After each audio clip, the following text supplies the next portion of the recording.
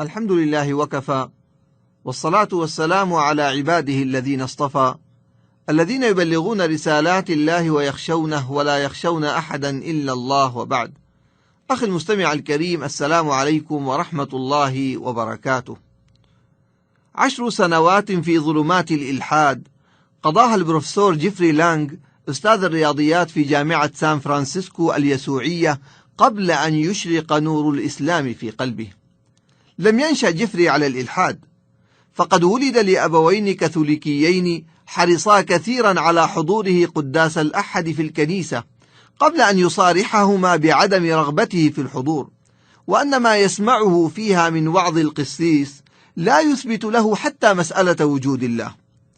خلال عمله في الجامعة جمعته صداقة مع الطالب السعودي المبتعث محمود قنديل، وقد أهداه ترجمة لمعاني القرآن الكريم باللغة الإنجليزية، فانكب على قراءتها ومشاعر متباينة تنتابه وأسئلة كثيرة تلوح في مخيلته. لكن يا للمفاجأة، القرآن كان يتحدث إلى أعماقه، فالقرآن بحسب جيفري يجادلك وينتقدك ويخجلك ويتحداك. بدا واضحا أن مبدع هذا القرآن يعرفني أكثر مما أعرف نفسي، ولكن أي مؤلف يستطيع أن يكتب كتابا مقدسا يستطيع أن يتوقع حركاتك وسكناتك اليومية؟ لقد كان القرآن يسبقني دوما في تفكيري ويزيل الحواجز التي كنت قد بنيتها منذ سنوات، وكان يخاطب تساؤلاتي، وفي كل ليلة كنت أضع أسئلتي واعتراضاتي، ولكن كنت إلى حد ما أكتشف الإجابة في اليوم التالي. ويبدو أن هذا المبدع كان يقرأ أفكاري ويكتب الأسطر المناسبة لحين موعد قراءتي التالية. لقد قابلت نفسي وجها لوجه في صفحات القرآن.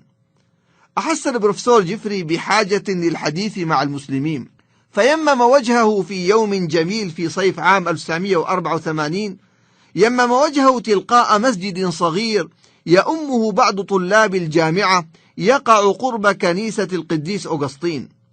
اقترب من باب المسجد، تردد كثيرا في الدخول، أقدم ثم رجع، كان يقدم رجلا ويؤخر أخرى. ارتجفت يداه عند مقبض باب المسجد قبل أن يعود أدراجه بعيدا عنه. يصف لنا تلك اللحظات البروفيسور جيفري فيقول: لم أدري ماذا يجب أن أفعل، وشعرت بالحرج والهزيمة.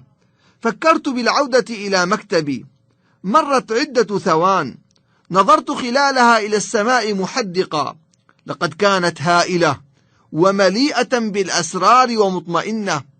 لقد مضت 10 سنوات كاملة أنا أقاوم دافع الدعاء، أما الآن فإن المقاومة انتهت. وسرعان ما فاضت مشاعري، فأخذت أدعو: اللهم إن كنت تريدني أن أنزل هذا الدرج إلى المسجد فامنحني القوة من فضلك. استجاب الله دعاءه، فاقترب من الباب الصغير من جديد. التقت عيناه مع عيني الطالب الماليزي عبد الحنان الذي بادر بسؤاله: هل تريد أن تعرف شيئا عن الإسلام؟ ثم انطلق بمشاركة إخوانه يشرح له حقائق الإسلام العامة.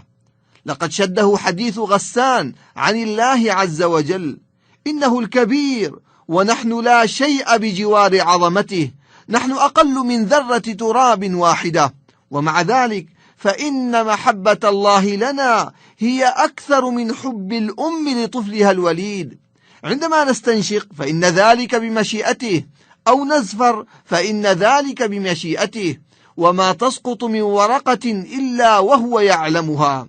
فعندما نصلي ونضع أنوفنا على الأرض في السجود فإننا نشعر بقوة وطمأنينة وسرور يفوق حدود هذا العالم، ولا يمكن وصفها في كلمات، ولا يعرفها إلا من جربها.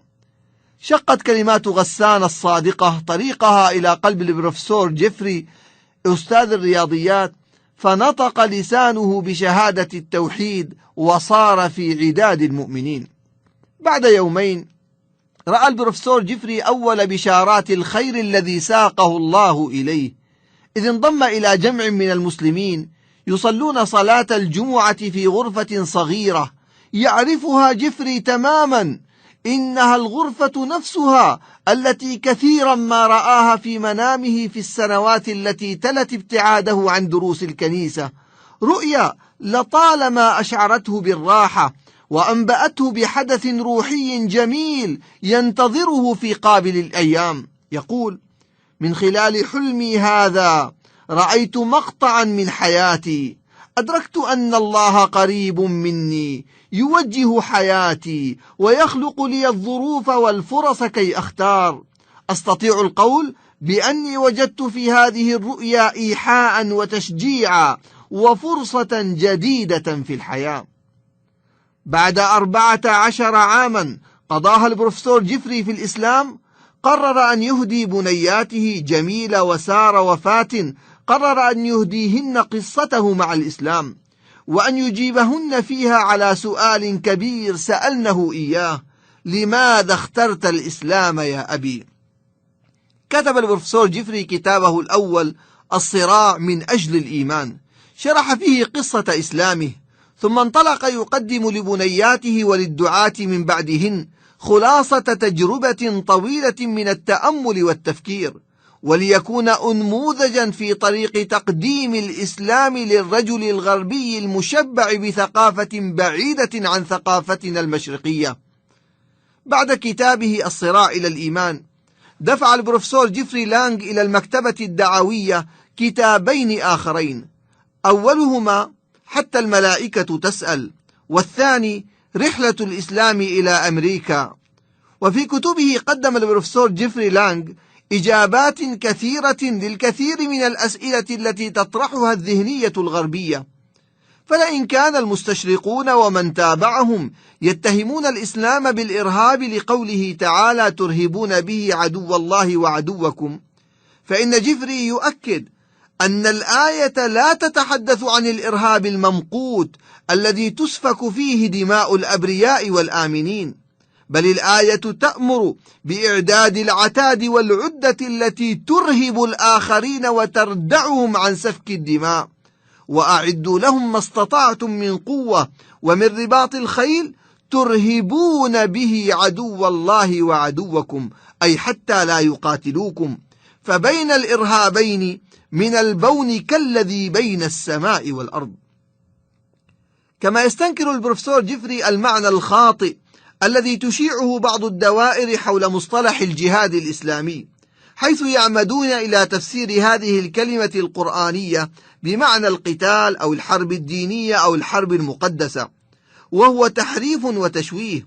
فالجهاد هو بذل الجهد، ويكون في القتال وفي غيره، ويستدل لصحة فهمه بالعديد من الآيات القرآنية والأحاديث النبوية، منها قوله تعالى: فلا تطع الكافرين وجاهدهم به جهادا كبيرا.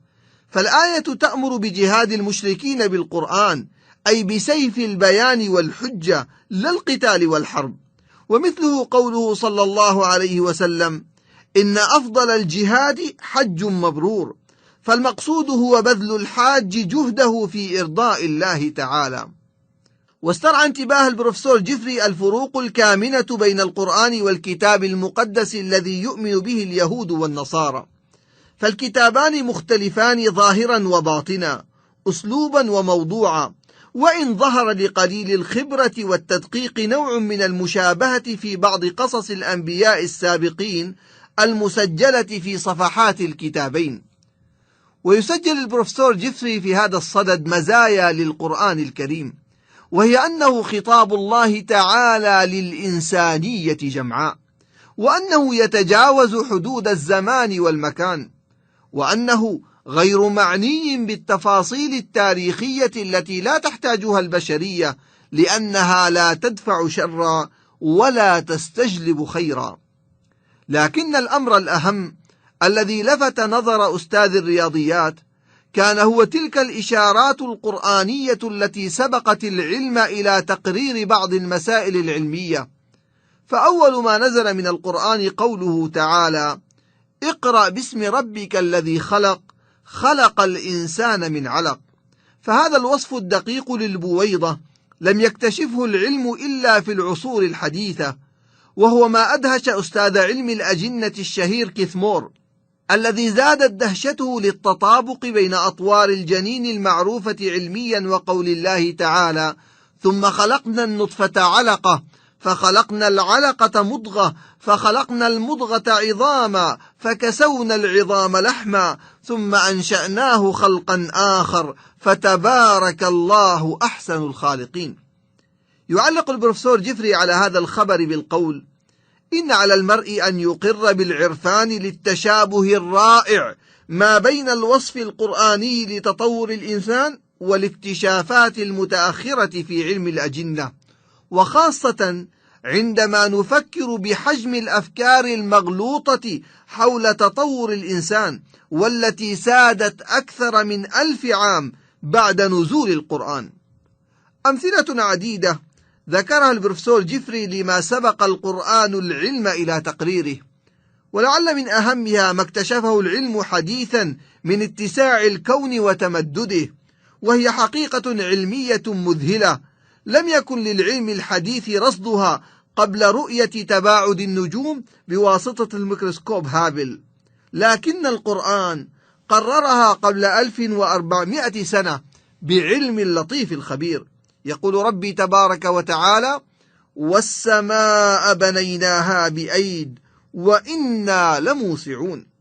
كثيرا ما كان يسأل البروفيسور جيفري عن قصة إسلامه وملابساتها، فكان يلخصها لسائليه بالقول: في لحظة من اللحظات الخاصة في حياتي من الله علي بواسع علمه ورحمته علي، بعد أن وجد في ما أكابد من العذاب والألم، وبعد أن وجد لدي الاستعداد الكبير إلى ملء الخواء الروحي في نفسي، فأصبحت مسلما. قبل الإسلام لم أكن أعرف في حياتي معنى للحب، ولكنني عندما قرأت القرآن شعرت بفيض واسع من الرحمة والعطف يغمرني، وبدأت أشعر بديمومة الحب في قلبي، فالذي قادني إلى الإسلام هو محبة الله التي لا تقاوم. لقد أدرك الدكتور جيفري المعاني التي تتضمنها الشهادتين من استسلام لله تبارك وتعالى واعتراف صادق بهيمنة شريعته تبارك وتعالى على حياتنا بمختلف أنماطها. فاعتناق الإسلام هو أكثر من مجرد مقولة فكرية، بل إن ذلك يعني ارتباطا اجتماعيا وسياسيا بالمجتمع الإسلامي وأهدافه. إن إقرار المؤمن بإيمانه أمام الملأ تزوده بالمفتاح إلى كافة مؤسسات المجتمع الإسلامي، وتزوده أيضا بمزايا الشراكة المتساوية مع المسلمين. نسأل الله تبارك وتعالى أن يثبتنا وإياه على دينه، إنه ولي ذلك والقادر عليه. وإلى لقاء يتجدد بإذن الله، وصلى الله على نبينا محمد وعلى آله وصحبه وسلم، والسلام عليكم ورحمة الله وبركاته.